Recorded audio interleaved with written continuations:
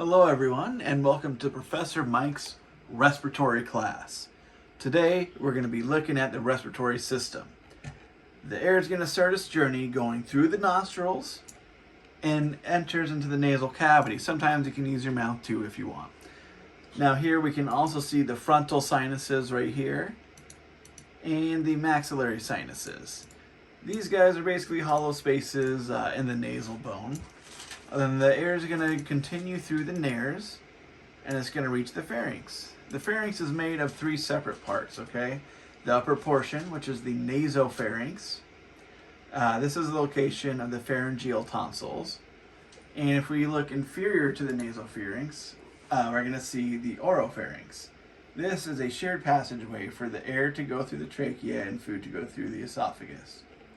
This extends from the soft palate to the epiglottis.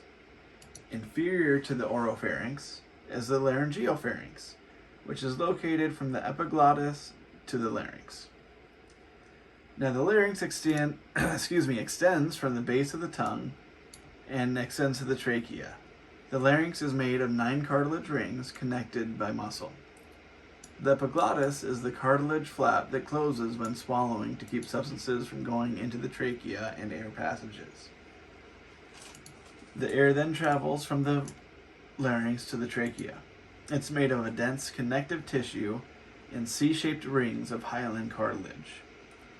And if we're going to look at the posterior portion of the trachea, we can see the trachealis muscle, which can contract and constrict hard enough to create a cough or a sneeze. Then the inferior end of the trachea is the carina. I'm sorry if I said the inferior end for the other part. I meant the posterior portion of the trachea when referencing the trachealis muscle. The inferior end of the trachea, which is the carina, which branches into the left and right primary bronchi. The bronchi get smaller and smaller from the secondary to the tertiary bronchi. The tertiary bronchi are only made of smooth muscle and epithelium. The smooth muscle constricts and controls the flow of air into the lungs. The bronchioles connect to the alveolar ducts that continue to the alveoli, which are small, hollow areas for gas exchange. This is where the actual work of the lung is done. Now let's take a look back at the lung. Let's take a look at the right side, which is 3 lobes: the superior, the middle, and the inferior. This guy is overall going to be larger than the left lung, which only contains 2. And that's going to be the superior lobe and the inferior lobe. Now, fun fact, if we make the superior lobe disappear real quick, that is how my mother-in-law's lungs currently look due to a lung cancer surgery. She is doing great now, so we're very thankful for that.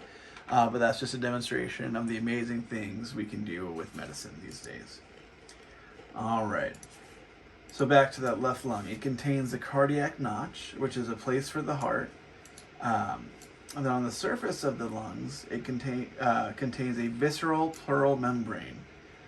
This is lining the interior is a parietal pleural membrane.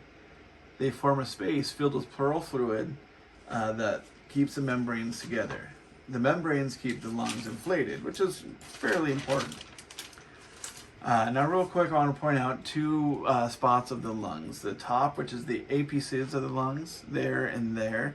And also the costophrenic angles, which is on the bottom corners there and there.